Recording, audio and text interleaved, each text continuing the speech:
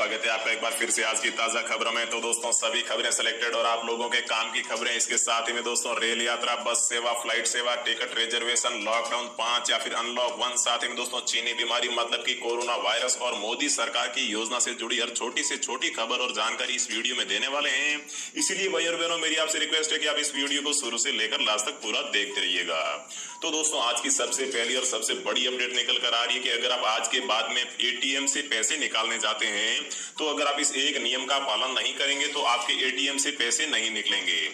अब अगर आप एटीएम से रात के 8 बजे से लेकर सुबह 6 बजे तक पैसे निकालने जाते हैं तो यहाँ पर आपको अपना जो रजिस्टर्ड मोबाइल नंबर है वो एटीएम में लेकर जाना होगा, क्योंकि दोस्तों 8 बजे से लेकर 6 बजे के बीच में अगर आप पैसे निकालेंगे तो एटीएम से आपके फोन पर एक ओटीपी आएगा और वो ओटीपी आपको एटीएम मशीन में एंटर करना होगा, तभी आप एटीएम से पैसे निकाल पाएंगे, नहीं तो आपके पैसे वहीं अटक जाएंगे और आपके पैसे बाहर भी नहीं निकल पाएंगे। इसके अलावा दोस्तों अगली अपडेट निकल कर आ रही है कि मोदी सरकार ने दी है किसानों को बड़ी राहत, लोन चुकाने के लिए मिली 3 महीने की मोहलत और मिलेगी 3% की छूट भी। तो आखिर में कौन से लोन है? तो दोस्तों प्रधानमंत्री नरेंद्र मोदी की अध्यक्षता में आज 1 जून को केंद्रीय कैबिनेट की बैठक हुई है और इस बैठक में कई अहम फैसले हुए। कैबिनेट ने कृषि और उससे संबंधित गतिविधियों के लिए बैंक से 3 लाख रुपए तक के शॉर्ट टर्म लोन चुकाने की जो समय सीमा है वो बढ़ा दी है। मतलब जिन लोगों ने केसीसी उठा रखी है या फिर किसी भी प्रकार का लोन ले रखा है तो उन्हें छूट दे दी गई है। और अब ये जो छूट है ये 1 मार्च 2020 से लेकर 31 अगस्त 2020 के बीच में चुकाए जाने वाले लोन के लिए है और ऋण अब यहाँ पर 31 अगस्त 2020 तक चुकाए जा सकते हैं। और दोस्तों जो कर्ज चुकाने की समय अवधि है उसे बढ़ाए जाने के बावजूद इन लोन पर बैंकों को मिलने वाली 2% की जो ब्याज छूट है तथा किसानों को समय रहने पर लोन चुकाने पर मिलने वाली जो 3% की छूट की सुविधा पहले की तरह जारी ही रहेगी। आगे बढ़ने से पहले मेरी आपसे एक छोटी सी रिक्वेस्ट है कि आप इस चैनल को सब्सक्राइब करके बेल आइकन को जरूर प्रेस कर दीजिए और साथ ही में दोस्तों वीडियो को एक लाइक भी जरूर कर दीजिए। अगली दोस्तों बहुत ही बड़ी अपडेट उन लोगों के लिए निकल कर आ रही है जिनके घर में पशु है या फिर जो डेयरी का काम करते हैं। तो दोस्तों आप देख सकते हैं अब डेयरी किसानों का भी बनेगा क्रेडिट कार्ड और मोदी सरकार की स्कीम से 1.5 करोड़ डेयरी फार्म्स को में होगा फायदा।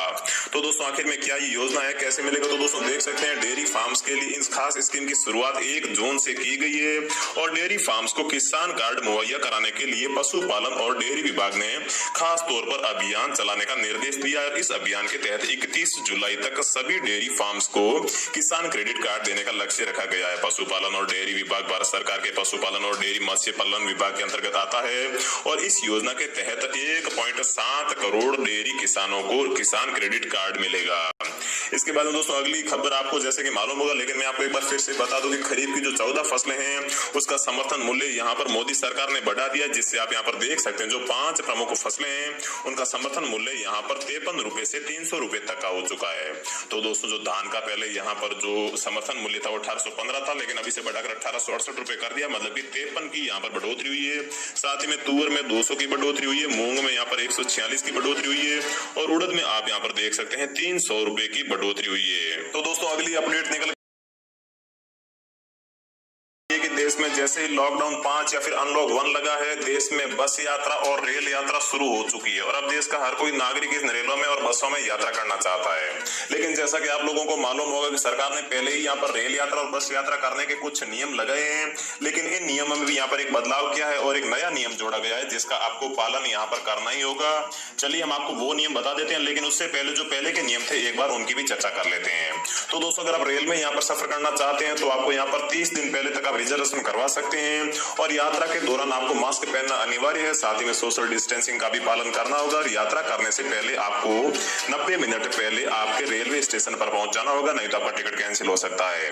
और प्लेटफॉर्म पर जाने से पहले आपका मेडिकल टेस्ट होगा। रेल में कोई भी कंबल या फिर तकिया नहीं दिया जाएगा। साथ ही में जो आप ये टिकट है ये IRTC एप्लीकेशन या फिर रेलवे वेबसाइट या फिर किसी भी टिकट काउंटर से बुक करवा सकते हैं। तो दोस्तों अब यहाँ पर भारत सरकार ने एक नया नियम लगाया कि यहाँ पर अगर सोशल डिस्टेंसिंग या फिर मास्क का जो नियम बनाया गया है इसका जरा भी अगर उल्लंघन करता कोई भी व्यक्ति पाया गया तो सबसे पहले उसकी यात्रा कैंसिल कर दी जाएगी और उसके बाद में उसका टिकट कैंसिल कर दिया जाएगा और उसका जो रिफंड है वो भी उसे वापस नहीं दिया जाएगा। मतलब कि आपको यहाँ पर यात्रा के दौरान और रेलवे स्टेशन पर पूरी तरीके से सोशल डिस्टेंसिंग और जो मास्क है इसे लगाना होगा। अगली दोस्तों जानिए कैसे मिलेगा 10,000 रुपए तक का फायदा।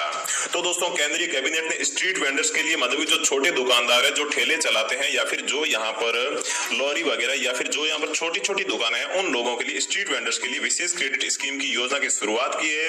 इसके तहत रेडी वाले, पटरी वाले लोगों को यहाँ पर काम धंधा फिर से शुरू करने के लिए सरकार पैसे देगी। तो दोस्तों सरकार ने इसे पीएम स्वनिधि योजना का नाम दिया और इसके तहत आपको कैसे पैसे मिलेंगे चलिए हम आपको बता देते हैं। तो दोस्तों इस विशेष क्रेडिट कार्ड स्कीम के तहत 24 मार्च 2020 तक या इससे पहले वेंडिंग करने वाले 50 लाख स्ट्रीट वेंडर्स को 10-10 हजार रुपए तक का कर्ज ले सकते हैं। तो दोस्तों अगर आप यहाँ पर वेंडर्स 24 मार्च 2020 से पहले थे तो ही आपको यहाँ पर 10,000 रुपए मिलेंगे। तो दोस्तों देखिए कहां पर कैसे मिलेंगे ये पैसा और इसका योजना का लाभ आपको कैसे मिलेगा। इस स्कीम के तहत हर स्ट्रीट वेंडर को 10,000 रुपए तक का लोन ले सकता है और इस राशि को रेडी पटरी वाले 1 साल के भीतर किस्त में लौटा सकते हैं। लेकिन दोस्तों कुछ फायदे भी है, चलिए वो भी जान लेते हैं। इस लोन को समय पर चुकाने वाले स्ट्रीट वेंडर्स को 7% का वार्षिक ब्याज है जो सब्सिडी के तौर पर उनके अकाउंट में सरकार की तरफ से ट्रांसफर किया जाएगा और इस स्कीम के तहत जुर्माने का कोई भी प्रावधान नहीं है। मतलब कि अगर आप यहाँ पर लोन चुकाने में कुछ देरी भी कर देते हैं तो भी आपके यहाँ पर कोई भी जुर्माना नहीं लगाया जाएगा। तो दोस्तों अगली अपडेट यहाँ पर कोरोना से निकल कर आ रही है कि कोरोना के बढ़ते संक्रमण के बीच में आई है बहुत ही बड़ी खबर और रिकवरी रेट में आई है गिरावट, साथ ही में दोस्तों रिकवरी रेट में यहाँ पर बढ़ोतरी हुई है।